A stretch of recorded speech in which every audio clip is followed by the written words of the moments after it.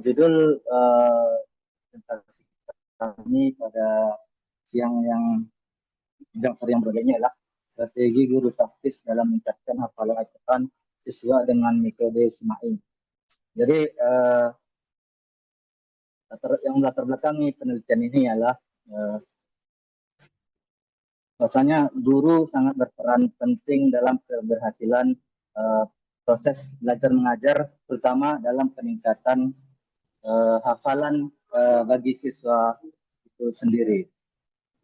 Jadi berdasarkan Undang-Undang Nomor 23, bahwasanya salah satu tenaga profesional tenaga pendidikan ialah perlunya mempersiapkan guru yang sangat profesional. Dalam penelitian ini terdapat dua rumusan pertanyaan. Pertama, bagaimana strategi guru taktis dalam meningkatkan hafalan Al-Quran di SD Al-Yadina dengan metode SMAI. Yang kedua, bagaimana apa faktor pendukung dan menghambat dalam siswa menghafal di sekolah tersebut.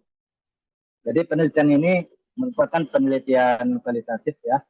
Artinya dalam penelitian ini peneliti melakukan wawancara terhadap guru, kepala sekolah dan siswa itu sendiri. Ini singkat-singkat saja ya. Penelitian ini dilakukan di SDIT Auladina. Tepatnya SDIT Auladina ini berada di Kota Sulusalam, Provinsi Aceh. Jadi salah satu kota yang kena imbas banjir juga, namun tidak separah Aceh Tamiang maupun PD Jaya. Jadi penelitian ini dilakukan terhadap kepala sekolah dan siswa. Hasil penelitian dari penelitian ini adalah pertama, bagaimana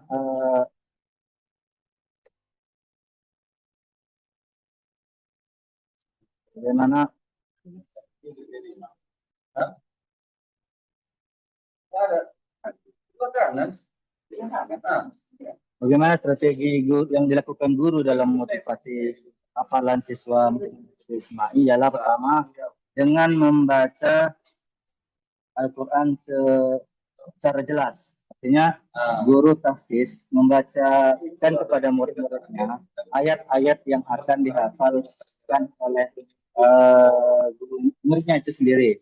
Yang kedua, metode yang dilakukan ialah metode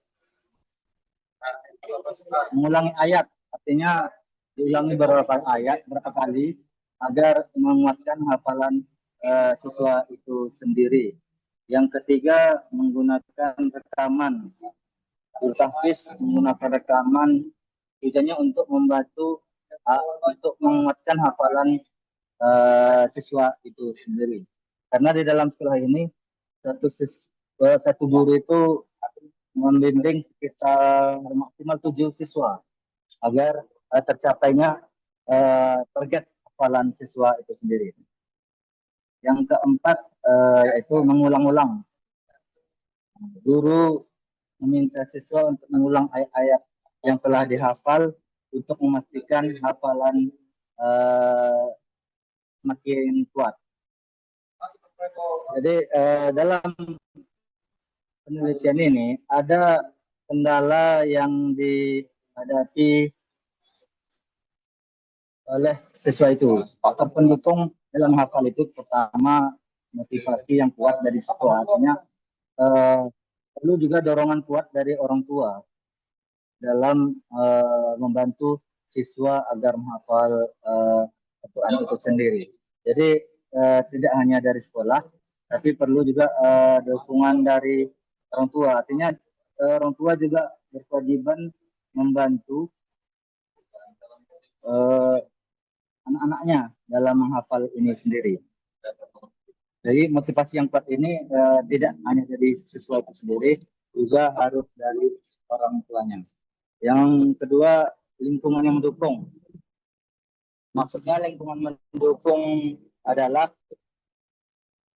diciptakannya sistem atau hubungan antara orang tua, guru, dan siswa itu sendiri agar semakin kuat hafalan ini.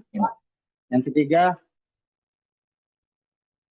sekolah membuat guru kompeten. Artinya gini, setiap sekolah ini dari 6 hari sekolah pada umumnya di SDIT Auladina Kota Salam Aceh menerapkan sistem sekolah 5 hari. Jadi di hari Sabtunya guru-guru ini diadakan guru pembelajar. Jadi guru menghafal, hafalan, mengajar lagi, saling-saling motivasi. Jadi guru kompeten di sini yang dilakukan oleh pihak sekolah, yaitu dengan mengadakan guru pembelajar. Yang keempat, metode menghafal yang efektif. Jadi di dalam sekolah ini melakukan yaitu metode SIMAI. Yang kelima terakhir konsisten dan kedisiplinan. Jadi di sekolah ini menerapkan 2 kali pembelajaran Al-Quran ya. Pertama belajar membaca Al-Quran sendiri, yang kedua menerima hafalan dan setoran. Yang selanjutnya yaitu faktor penghambat, tadi faktor pendukung, ini sekarang faktor penghambat. Jadi pada umumnya faktor penghambat tentang hafal Quran itu kurangnya motivasi. Jadi ketika siswa kurang motivasinya, ditambah orang tua kurang juga membantu membimbing medis di rumah, maka terjadilah hafalan capaian hafalan yang kurang diharapkan. Kedua yaitu kesibukan dan kegiatan lain. Jadi kesibukan dan kegiatan lain ini di sini yaitu siswa lebih condong mengikuti kegiatan lain daripada menghafal ataupun murajaah di rumah. Misalnya untuk ekskul atau mengikuti program pembelajaran yang bukan untuk meningkatkan hafalan itu sendiri. Yang ketiga yaitu kurangnya pemahaman. Kurangnya pemahaman ini artinya ada kesulitan, ada pemahaman siswa bahasanya ya menghafal itu kurang penting gitu. Masih mementingkan program-program yang lain. Yaitu yang keempat gangguan fisik dan mental, artinya ada sakit, kelelahan, dan stres sehingga mengganggu hafalan. Yang kelima itu kurangnya sumber daya. Ini terjadi apabila kurang dukungan yang dirasakan dan diterima oleh siswa.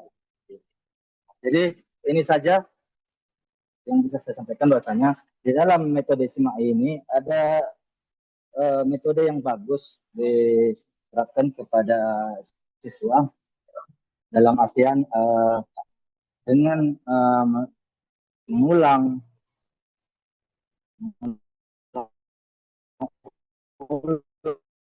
dengan dibacakan supaya jelas makhrajnya, itu sendiri semakin bersemangat dalam menghafalkan.